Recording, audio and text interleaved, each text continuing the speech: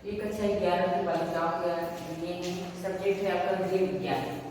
तो ये इसमें कई खंडों में आपकी इसमें 4 खंडों में आपके टॉपिक को विभाजित किया गया था। तो पहला खंड आपका कहलाता है शरीर क्रिया विज्ञान, दूसरा है आपका समाजशास्त्र, तीसरा होता है बाल कल्याण और चौथा होता है समाज से संबंध। तो ऐसे इन 4 भागों में विभाजित करके यानी गृह विज्ञान के क्रम को विभाजित किया गया है। तो सबसे पहला आपका जो इकाई कहलाता है वो है शरीर क्रिया विज्ञान। इसमें आपके शरीर के बारे में आपको जानना है। तो इसका पहला अध्याय है जीवित ऊतकों की कोशिकीय रचना। पहला चैप्टर आपका आएगा जीवित ऊतकों की कोशिकीय रचना, यानी इसमें आपको कोशिका के बारे में जानना है।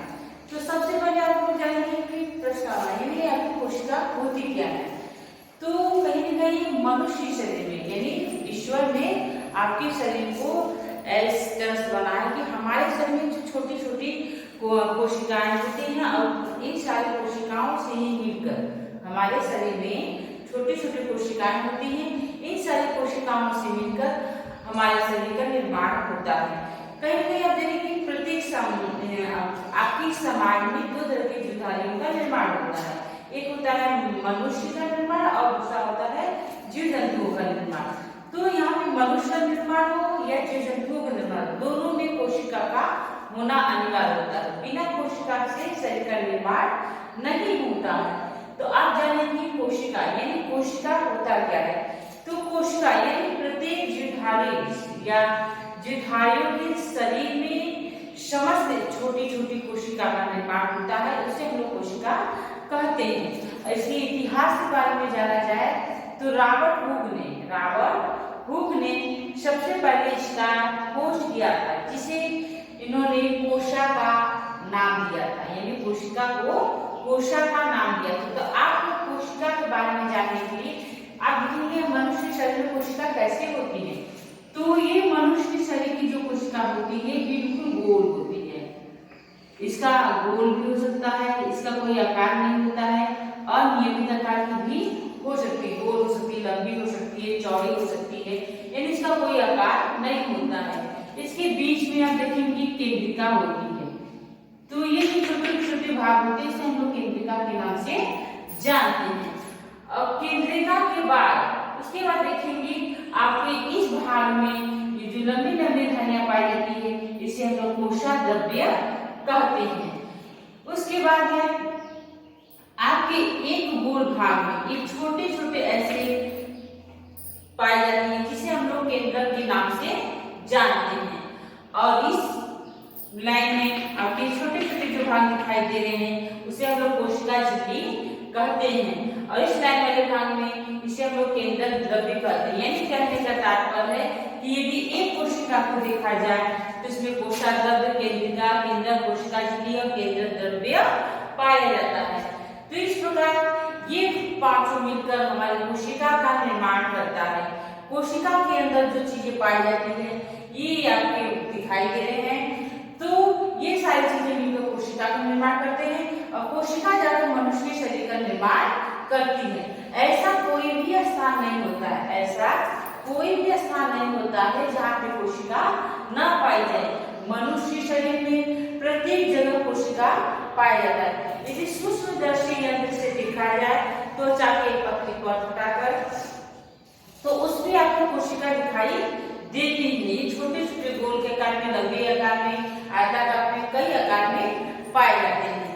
तो आप इसके बाद देखेंगे कोशिका का वर्गीकरण, यानी कोशिका को हम लोग कितने भागों में बांट सकते हैं।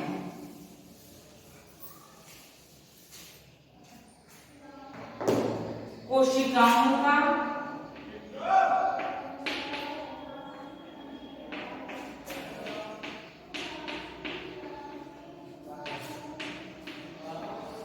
वर्गीकरण। तो कोशिकाओं को निम्न भागों में बांटा जा सकता है। सबसे पहले आप जानेंगे कि रक्त कोशिका,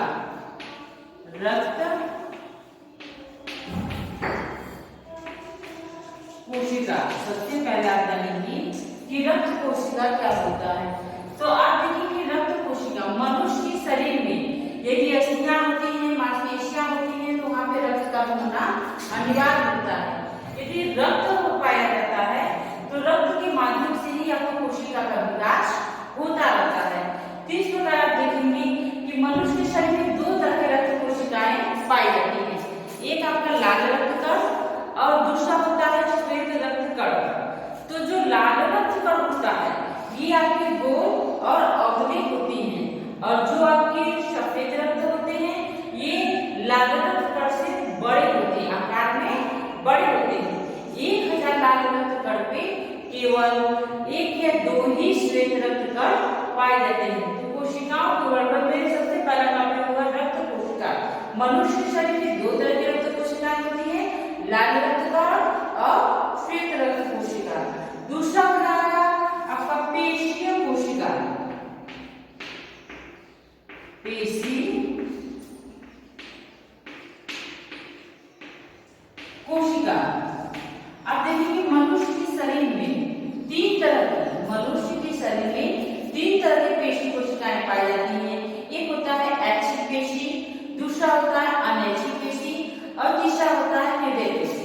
तो जो ऐच्छिक पेशी होती है आपकी इच्छा के अनुसार करता है, आप चाहे उससे कार्य करवा सकते हैं, जैसे चलना फिरना उठना बैठना झुकना। एक होता है अनैच्छिक पेशी, यानी आप चाहे या न चाहे तो भी वो कार्य को करता रहता है, जैसे हृदय का धड़कना, रक्त का बहना, भोजन निगलना। उसके बाद आता है हृदय पेशी। हृदय पेशी यानी जो आपका हृदय बना होता है वह हृदय पेशी का बना होता है। अब तीसरा आपका आ जाएगा अस्थि कोशिका। अस्थि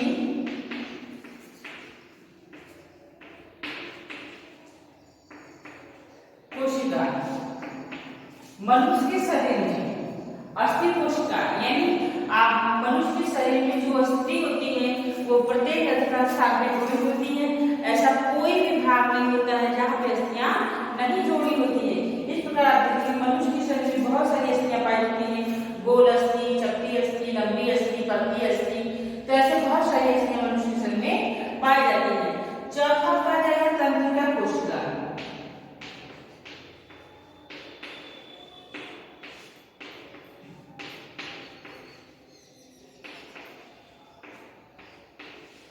तंत्रिका कोशिका मनुष्य के शरीर जो निर्मित होता है वो तंत्रिकाओं से बना होता है। ये उसकी सबसे भीतरी भाग आपका तंत्रिका होता है, उसके बाद मांसपेशियां होती हैं और उसके बाद आपकी त्वचा का एक पतली परत होता है। तो जो तंत्रिका तंत्र होता है मनुष्य के शरीर में आपस में सब सगे होते हैं और इस प्रकार की आपकी तंत्रिका होती है। तो तंत्रिका का मुख्य कार्य होता है हमारी सूचनाओं का आदान प्रदान करना, सोचने विचारने की शक्ति प्रदान करना। तो तंत्रिका तंत्र यानी जो मनुष्य का शरीर होता है जितनी भी तंत्रिकाएं होती है आपस में जुड़ी होती हैं और जुड़े होने के कारण यह हमारे मस्तिष्क से कार्य कराता है और मस्तिष्क कार्य करना प्रारंभ करती है। तो उसके बाद आपका हो जाएगा संयोजित कोशिका। पांचवा आपका हो जाएगा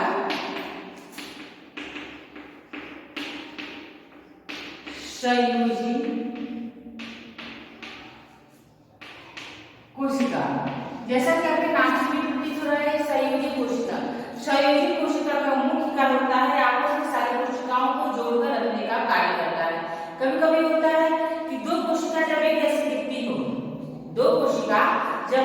दिखती हो तो आपस में संयोजन करती है, यानी एक जगह से दूसरी जगह चल सकती हैं। तो इस प्रकार संयोजी कोशिकाओं का निर्माण होता है।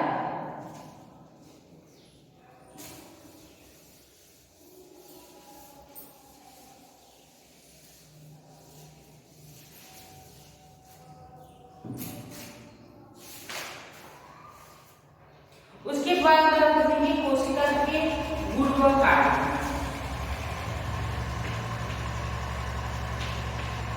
कोशिका के गुण व कार्य आपको यहाँ पे देखना है कि कोशिका के क्या क्या गुण व कार्य होते हैं। तो सबसे पहला इसमें आ जाएगा परिवर्धन। परिवर्धन तो क्या परिवर्तन का मतलब होता है कि सभी जीव जितने भी जीव प्राणी थे सब में यह प्रमुख गुण होता है परिवर्तन का। यानी वो अपने समाज, जैसे हम लोग देखते हैं कि हम लोग आम के पेड़ होते हैं तो आम का पेड़ निकलता है, बैर का पेड़ होते हैं तो बैर का पेड़ निकलता है। तो कहने का तात्पर्य अपने समाज में जीव की उत्पत्ति करना ही परिवर्तन करवाता है। मनुष्य है तो अपने समाज जीव की उत्पत्ति करता है, और जीव जंतु है तो अपने समाज जीव की उत्पत्ति करते हैं। तीसरा आप देखेंगे कि जो कोशिका होता है परिवर्तन, यानी कोशिकाओं में भी यह गुण पाया जाता है कि अपने समान नए जीव की उत्पत्ति करता है। और हर माता पिता अपने समान नए जीव की उत्पत्ति करते हैं तो उसको पालन पोषण का भी ध्यान रखते हैं। इसी प्रकार कोशिका भी होती है, अपने समान नए जीव की उत्पत्ति करती है और उसको खाने पीने की चीजों को देकर उस कोशिका को बड़ा करने में सहयोग देती है। दूसरा होता है गतिशीलता।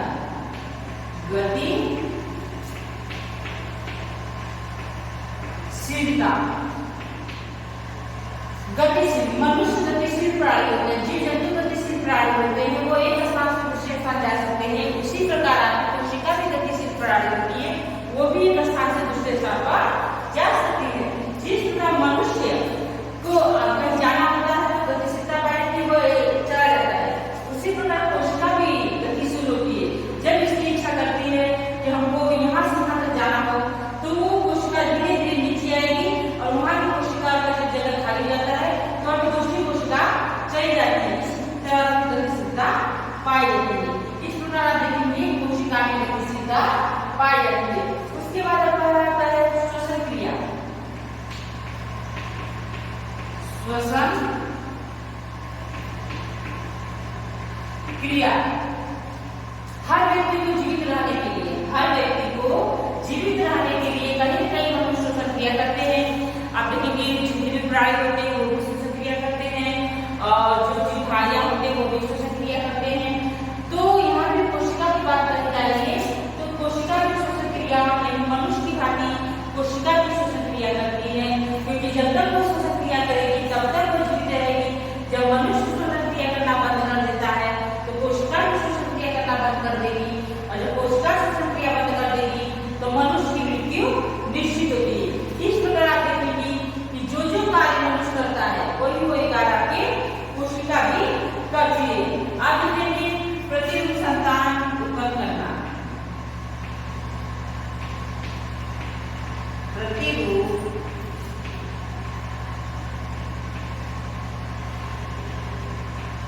संतान उत्पन्न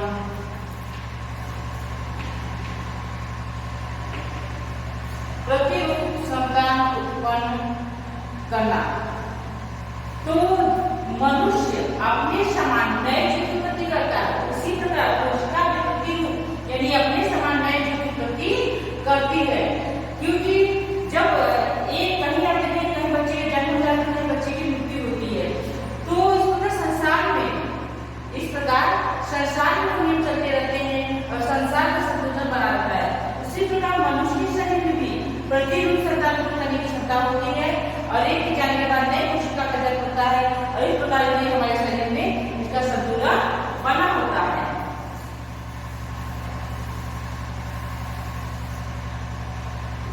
उसके बाद भोजन की आवश्यकता पर भोजन प्राथमिक करना।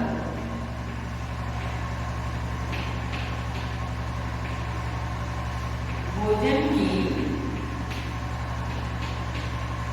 आवश्यकता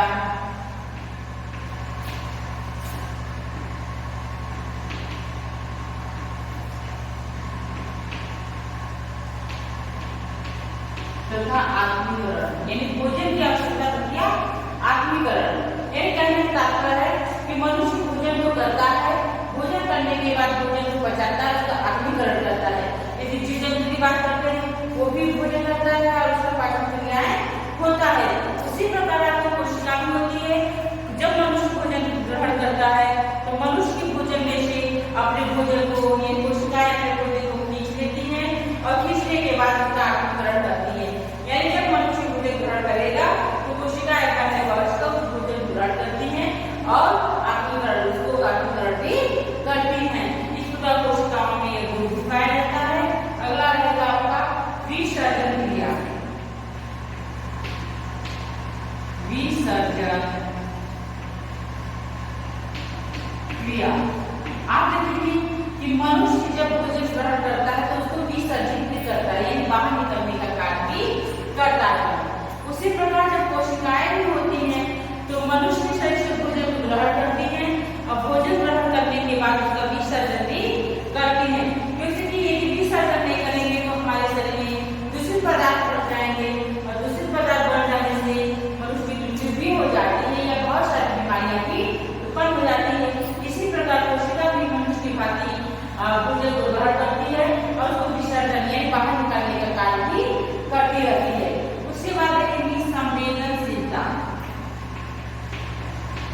संवेदनशीलता।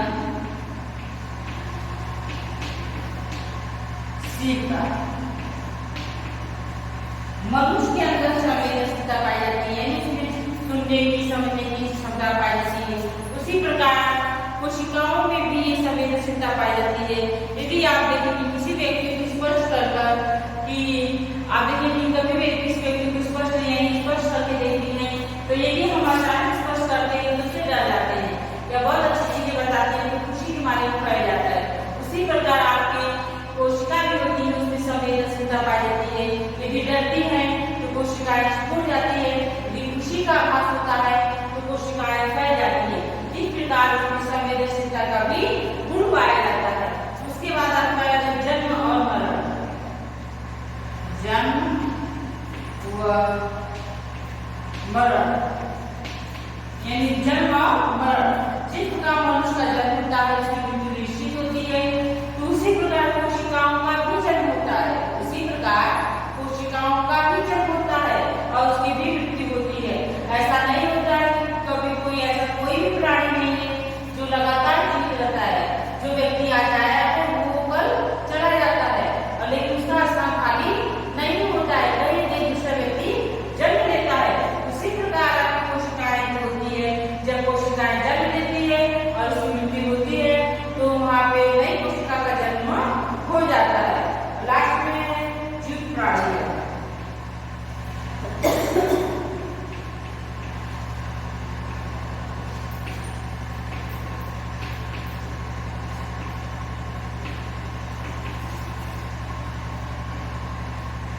जीव प्राणी यदि जब तक कोशिका मनुष्य के शरीर में जीवित रहेगा तब तक मनुष्य जीवित रहेगा। जब तक कोशिका जीवित रहेगा तब तक मनुष्य का शरीर जीवित रहेगा। यदि मनुष्य की मृत्यु हो जाती है तो कोशिका की भी मृत्यु हो जाती है। यानी जो जो कार्य मनुष्य करता है वही वही कार्य आपकी कोशिका भी करती है। तो ये हुआ आपका कोशिका के गुण व कार्य।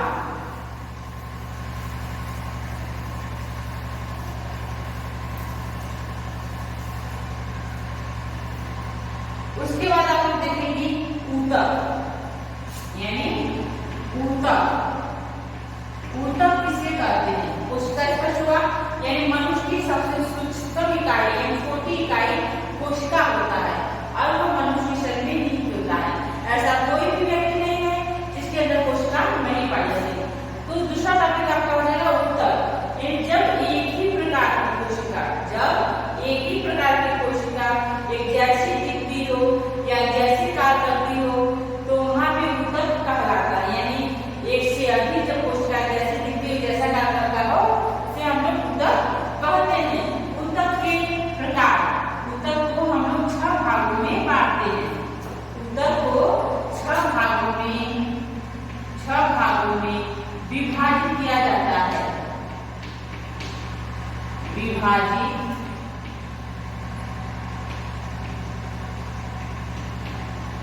किया जाता है।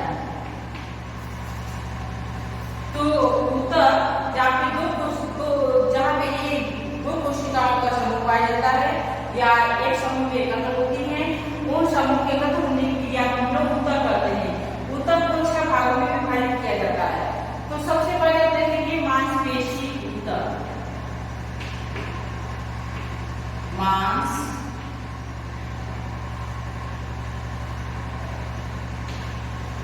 मांसपेशी ऊतक। तो आप देखेंगे मांसपेशी ऊतक मनुष्य के शरीर में मांसपेशी ऊतक पाई जाती है। यह 3 प्रकार की होती है। आपका हो जाएगा ऐच्छिक पेशी, अनैच्छिक पेशी और हृदय पेशी। ऐच्छिक पेशी वह पेशी होती है जो आपकी इच्छा के अनुसार करती है। जैसे आप चाहे तो चल सकती हैं, भोजन खा सकती हैं, टहल सकती हैं, उठ सकती हैं, बैठ सकती हैं। ये आपकी इच्छा के ऊपर निर्भर करता है। उसे हम लोग ऐच्छिक पेशी कहते हैं। अनैच्छिक पेशी वह पेशी होती है जो आपकी इच्छा के अनुसार कार्य नहीं करती है। जैसे रक्त का चलना, हृदय की धड़कन, श्वास गति। आप चाहो तो काम करोगे या ना करो तो भी ये गति चलती रहती है। और तीसरा हो जाएगा हृदय पेशी। हृदय जो आपका बना होता है उसे हम लोग हृदय पेशी के नाम से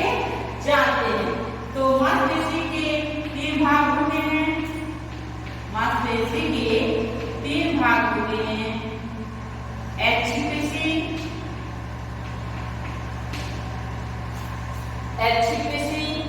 उसके बाद आपका हो जाएगा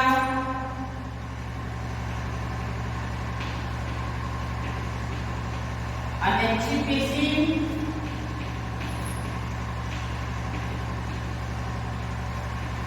और आपका तीसरा हो जाएगा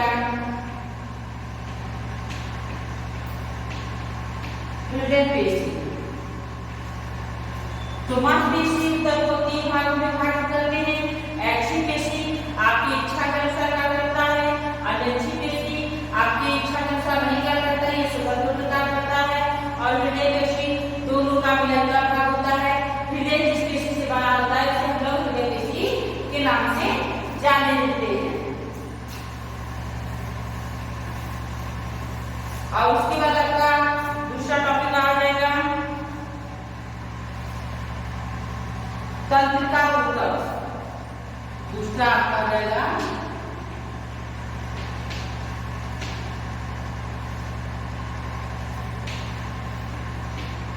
तंत्रिका ऊतक।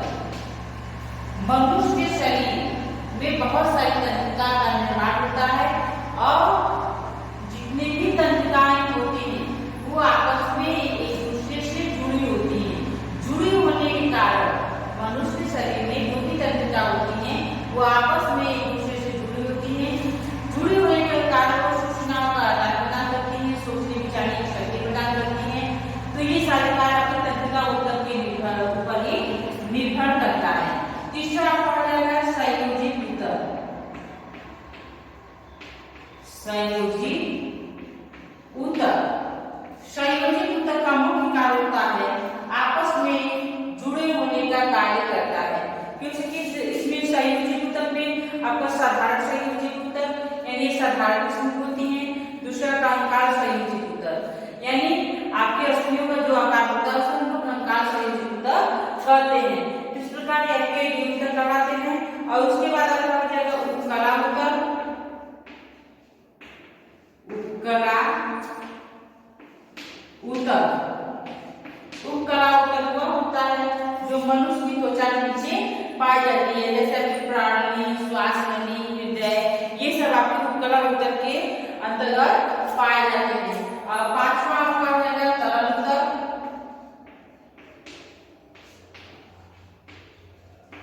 तरल ऊतक, मनुष्य के शरीर में कहीं न कहीं तरल ऊतक भी पाया जाता है, तो इसमें रक्त का जो प्रवाह होता है या चलने की जो गति होती है, तो रक्त यदि हमारे शरीर में नहीं जाएगा तो हमारे शरीर का बुद्धि विकास नहीं हो पाता है। तो उस मनुष्य शरीर में तरल ऊतक उसको बढ़ने के लिए स्थान में पाया जाता है। और लास्ट आपका हो जाएगा जनन ऊतक।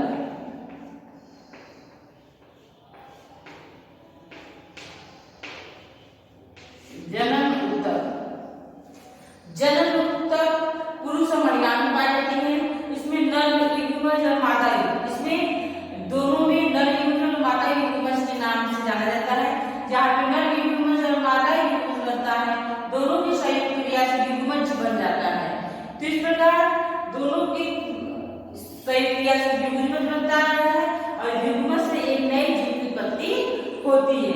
तो ये हुआ ऊतक का शरीर में वर्गीकरण, ऊतक का शरीर में वर्गीकरण।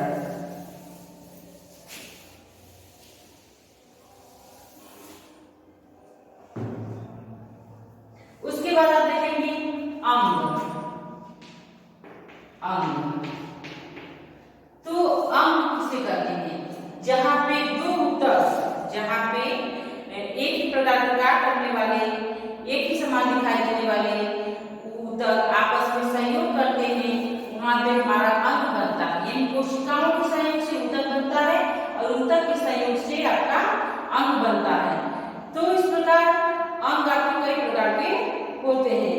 तो इस पर देखिए मनुष्य के शरीर जो विभाजित होता है या मनुष्य का शरीर जो बनता है वो अंग के ऊपर ही निर्भर करता है। कहीं न कहीं अस्थियां, मांसपेशियां, ये सारी चीजें मिलकर हमारे शरीर को आकार प्रदान करता है और आकार प्रदान करने के बाद उसे एक एक अंगों के नाम से जाना जाता है। उसके बाद आपका कहलाता है तंत्र।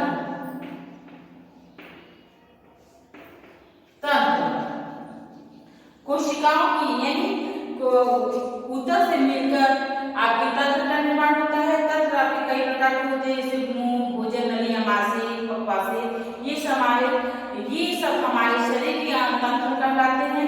तंत्र में सबसे पहला आपका हो जाएगा अस्थि तंत्र।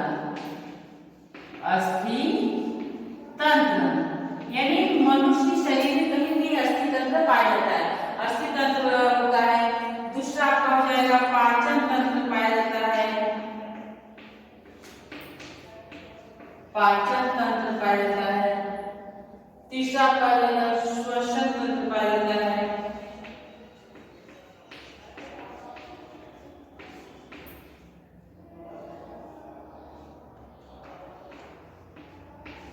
श्वसन तंत्र पाया जाता है। चौथा का पाया जाता है पेशी तंत्र पाया जाता है।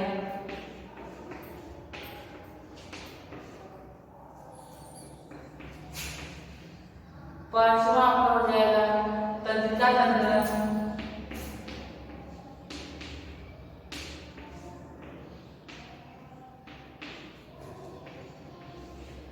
छठा आपका हो जाएगा प्रजनन तंत्र।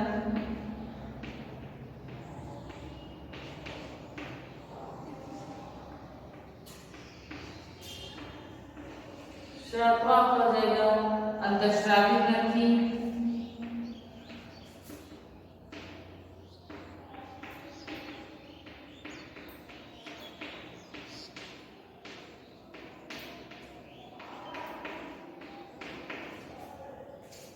आठवां आपका हो जाएगा रक्त परिभ्रमण तंत्र।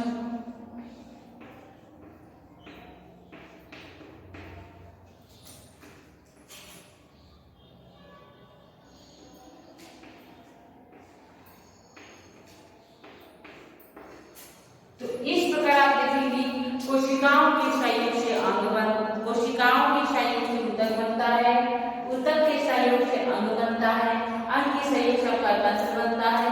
और तंत्र मनुष्य शरीर में कई प्रकार के होते हैं, जैसे अस्थि तंत्र यानी अस्थि का साचा होता है, पाचन तंत्र जिससे हम लोग भोजन करते हैं वो पाचन तंत्र निर्माण होता है, श्वसन तंत्र श्वसन क्रिया करने के लिए हमको श्वसन तंत्र की आवश्यकता होती है, पेशी तंत्र हमारे शरीर में विभिन्न प्रकार की पेशियां पाई जाती हैं, तंत्रिका तंत्र पूरे शरीर के ढांचे को देखा जाए तो तंत्रिका तंत्र होता है, प्रजनन तंत्र पुरुष और स्त्री के सहयोग से नए भ्रूणज का निर्माण होता है, जो उत्पत्ति होती है उसे प्रजनन तंत्र कहते हैं।